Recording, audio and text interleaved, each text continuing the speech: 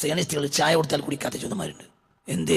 അവർ മുഹമ്മദിയത്തിനെ ശത്രുവായി കാണുന്നു എന്നതുകൊണ്ട് അവർ വരെ പങ്കുനിൽക്കില്ല. സാദിഖുകളായ മുസ്ലിമീങ്ങൾ കൊന്നതുകൊണ്ട് ഇസ്രായേലിൽ താമസിക്കാത്ത ജൂതന്മാരുണ്ട്. ഒരു വസ്തുതയായി പറഞ്ഞ അവർ ഇസ്രായേൽ താമസിക്കൂല, എതിർക്കുന്നുണ്ട്. അവർ മുസ്ലിം സ്നേഹിതന്മാരാണ്. മുഹമ്മദ് നബിയുടെ അനുയായികളെ ആക്ഷേപിക്കരുത് എന്ന വാദക്കാരാണ്. അവർ ജൂതന്മാർ തന്നെയാണ്. പക്ഷെ മുഹമ്മദിയാക്കളുടെ വലിയ സ്നേഹിതന്മാരാണ്. അവർ സയനിസ്റ്റുകളല്ല. ഇസ്രായേലിൻ്റെ ഒരു ആനുകൂല്യം അവർ വാങ്ങൂല. ഇസ്രായേൽ പാനും തേലും കൊടുക്കുകയാണ് ഇസ്രായേൽ സർക്കാർ ജൂതന്മാർക്ക്, സയനിസ്റ്റുകൾക്ക്. എന്നാൽ ഇവർ ആ നാട്ടിൽ വരെ പാർക്കൂല. ജോർദാനിലോ ലബനാനിലോ ഒക്കെ പോയി പാർക്കും. എന്നിട്ടോ മുസ്ലിങ്ങളെ പ്രൊട്ടക്ട് ചെയ്തുകൊണ്ട് ജീവിക്കും. ജൂതന്മാർ അവരൊക്കെ എവിടെ എത്തിക്കണം നിനക്ക് ഈ അല്ല തീരുമാനിക്കണം. ആരാണ്? റബ്ബാണ് തീരുമാനിക്കുന്നത്. റബ്ബിന്റെ ആളുകളാണ് അവർ. അതെന്താ പിന്നെ അങ്ങനെയാണല്ലോ. അങ്ങനെ കൂട്ടർ ലോകത്ത് വേണ്ട. അങ്ങനെ വേണം.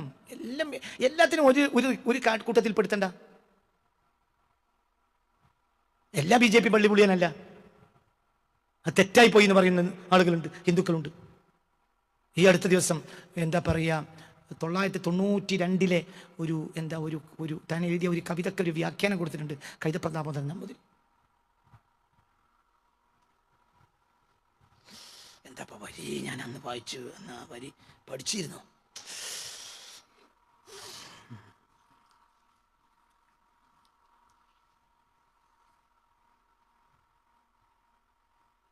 അലയും കാറ്റിന് ഹൃദയം അരയാൽ കൊമ്പിൽ തേങ്ങി എന്ന് തുടങ്ങുന്ന ഒരു പാട്ട്. രാമായണം കേൾക്കാതെയായി പൊന്മൈനകൾ മിണ്ടാതെയായി എന്ന കവിതയുടെ പശ്ചാത്തലം എന്താണ് എന്ന് പിന്നെ ഒരു സ്ത്രീ, ഒരു സിനി ആർട്ടിസ്റ്റ്, മറ്റോ ഏതൊരു സ്ത്രീ ചോദിക്കുകയാണ്, ഒരു ചാനൽ ചർച്ച ചോദിക്കുകയാണ് കൈതപ്രത്തിനോട്. അപ്പോൾ പറഞ്ഞു, അന്നാണ് ബാബരി മസ്ജിദ് പൊളിച്ചത്. ആ വാർത്ത പുറത്തു വന്നപ്പോൾ മനസ്സിന് ദുഃഖം തോന്നി. രാമൻ പോലും സഹിക്കാത്ത കർമ്മമാണിത്. അപ്പോഴാണ് രാമായണം കേൾക്കാതെയായി പൊന്മൈനകൾ മിണ്ടാതെയായി എന്ന കവിത ഞാൻ 92 എഴുതിയത്. ഈ മനുഷ്യന്മാർക്ക് നിങ്ങൾ എന്താ പറയുക? അവർക്ക് സഹിക്കാൻ കഴിയില്ല. ഈ മനുഷ്യന്മാരെ പറ്റി നിങ്ങൾ എന്താ പറയുക? ആ മനുഷ്യന്മാരെ നിന്റെ വ്യാഖ്യാനത്തിൽ ഒതുങ്ങോ? ആ മനുഷ്യന്മാരെ പഠിച്ചോ വൃത്തിയാക്കും നിനക്ക് തോന്നുന്നുണ്ടോ? എനിക്ക് തോന്നുന്നില്ല. എനിക്ക് അങ്ങനത്തെ പഠിച്ചോനെ അറിയില്ല. സിനിമക്ക് എഴുതിയ പാട്ടാൻ തോന്നുന്നു. എന്താണ്? വാത്സല്യം. ഏതായാലും ആ വരി കുറച്ച് വരി അന്ന് അദ്ദേഹം പറഞ്ഞിരുന്നു. അലയും കാറ്റിന് ഹൃദയം അരയാൽ കൊമ്പിൽ തേങ്ങി എന്ന് തുടങ്ങുന്ന ഒരു പാട്ട്. എന്നിട്ട് അതിൽ രാമായണം കേൾക്കാതെയായി പൊന്മൈനകൾ മിണ്ടാതെയായി എന്നത് അതിൻ്റെ പശ്ചാത്തലം എന്താണെന്ന് ചോദിച്ചപ്പോൾ ഈ ഫിലിമിന് എഴുതിയ ഒരു പാട്ടാണ്. എൻ്റെ പശ്ചാത്തലം എന്താണെന്ന് ചോദിച്ചാൽ പറഞ്ഞു, ബാബരി മസ്ജിദ് പൊളിച്ച വാർത്ത പുറത്ത് തന്ന ദിവസം എനിക്ക് സഹിക്കാൻ കഴിഞ്ഞില്ല, എനിക്ക് മിണ്ടാനും കഴിഞ്ഞില്ല. കാരണം അത് രാമൻ പോലും സഹിക്കാത്ത ക്രൂരതയാണ്. രാമൻ്റെ പേരിൽ ചെയ്തത് എനിക്ക് സഹിക്കാൻ കഴിഞ്ഞില്ല. അപ്പോൾ ഞാൻ എഴുതി വെച്ചാണ്.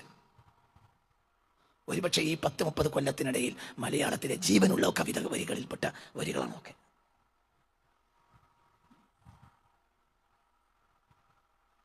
മനസ്സിലായില്ലേ? എല്ലാവരും നിങ്ങൾ എന്തിനാ ഒരു ചരടിൽ കൊടുക്കുന്നത്? അവരൊക്കെ എല്ലാവരെയും ശത്രുവാക്കി തള്ളുകയാണ് ഇപ്പോൾ ആര് ചെയ്യുന്നത്? തീവ്രവാദികൾ ചെയ്യുന്നത്. ആ തീവ്രവാദികൾ അതിൽ വിജയിക്കാൻ സാധ്യതയുണ്ട്. മുസ്ലിം കേരളത്തിൻ്റെ ഭാവി ടെററിസമായിരിക്കുമെന്നാണ് എൻ്റെ ഒരു വിലയിരുത്തൽ. മുസ്ലിങ്ങൾ ചതിയിൽ ചാടും. മതസംഘടനകളും മുസ്ലിം രാഷ്ട്രീയ സംഘടനകളും മുസ്ലിങ്ങളെ ചതിയിൽ ചാടിക്കും. നിങ്ങൾ എഴുതി വെച്ചോളൂ, എൻ്റെ പേര് റഹ്മത്തുള്ള ഖാസിമി, ഞാൻ അങ്ങനെ പറഞ്ഞിരിക്കുന്നു. ഇന്ന് 2025 മെയ് 24 അല്ലേ? 2025 മെയ് 24 റഹ്മത്തുള്ള ഖാസിമി രാവിലെ 9 മണിക്ക് പറഞ്ഞിട്ടുണ്ട്. എന്ത്? മുസ്ലിം രാഷ്ട്രീയക്കാരും മുസ്ലിം മതസംഘടനകളും കേരളത്തിലെ മുസ്ലിമീങ്ങളെ ചതിയിൽ ചാടിക്കും.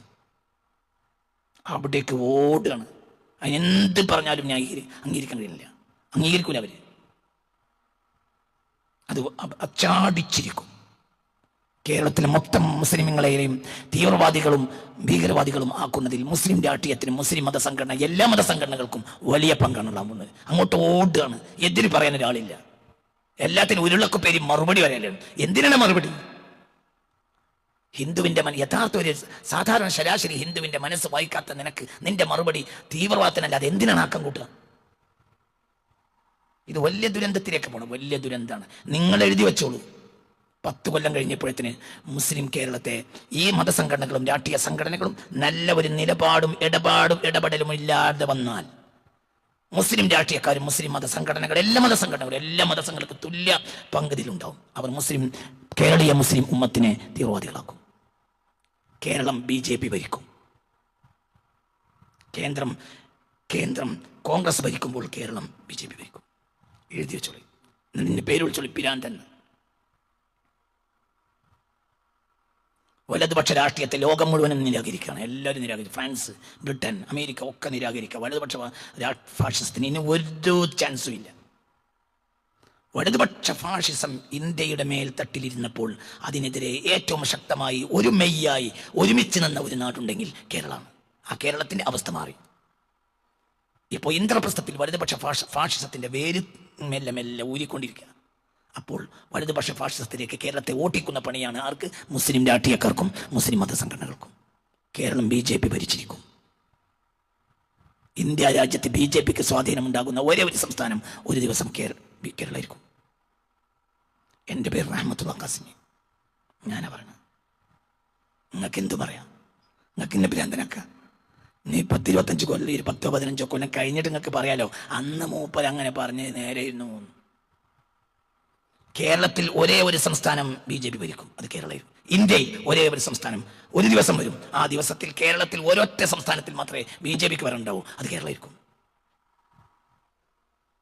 അതിന് കാരണം നിലവിലുള്ള മുസ്ലിം നേതാക്കന്മാർക്ക് അന്തമില്ല എന്നതാണ്. ഉരുളക്കു പേര് മറുപടി പറയാൻ വേണ്ടിയിട്ട് സ്റ്റേജ് കെട്ട് മറുപടി പറയുന്നവർക്ക് വലിയ ആവേശം, അവരെ അംഗീകരിക്കുക, അവർക്ക് വേണ്ടി വലിയ അവരെ പൊന്നാട പതിപ്പിച്ച് കൊണ്ടുനടക്കുക. മറുപടി പറയുന്നത് നീ മറുപടിയല്ല പറയേണ്ടത്. ശരാശരി ഒരു അന്യമതക്കാരന്റെ മനസ്സ് വായിക്കുന്നിടത്താണ് നിന്റെ വിജയം. നിന്റെ മുൻഗാമികൾ അവിടെയാണ് ജയിച്ചത്. ഇതിനേക്കാൾ വലിയ RSS ഉള്ള കാലത്താണ് അന്യ സമുദായക്കാരന്റെ മനസ്സ് വായിച്ച് ആ മനസ്സിനെ സമൂഹത്തോട് പറഞ്ഞപ്പോഴാണ് ഈ രൗദ്രമായ ഭാവങ്ങളെ കളയാൻ ബാഫഖ് കഴിഞ്ഞത്. എന്തേ അന്നും മറുപടി പറയാൻ കഴിയും? മറുപടിക്കല്ല, മനസ്സിനെയാണ്. മനസ്സിനെ വായിക്കുന്നതിലാണ് ബാഫഖ് വിജയിച്ചത്. ഇന്ന് നിങ്ങൾ വിജയിക്കുന്നത് മറുപടി പറയുന്നതിലാണ്. നിങ്ങൾ വിഡ്ഢിയാണടാ. നിങ്ങൾ ഈ ഉരുളക്ക് പേര് BJPക്കും RSSനും ഉസംഗി എന്നൊക്കെ പറഞ്ഞു നടക്കുന്നവരുണ്ടല്ലോ. അവർക്ക് മറുപടി പറയുന്ന നിങ്ങൾ ചരിത്രം കണ്ട ഏറ്റവും വലിയ വിഡ്ഢികളായിരിക്കുമെന്ന് ഈ ലോകം വിധി എഴുതുന്ന ഒരു ദിവസം വരും. ഇതിനേക്കാൾ വലിയ RSSകാരുള്ള കാലത്ത് ശരാശരി ഹിന്ദുവിന്റെ മനസ്സ് വായിച്ചെടുക്കാൻ കഴിഞ്ഞു എന്നതാണ് ബാഫഖയുടെ വിജയം. ഇപ്പോൾ ഒരു ബാഫഖ നിലനിൽക്കുന്നില്ല.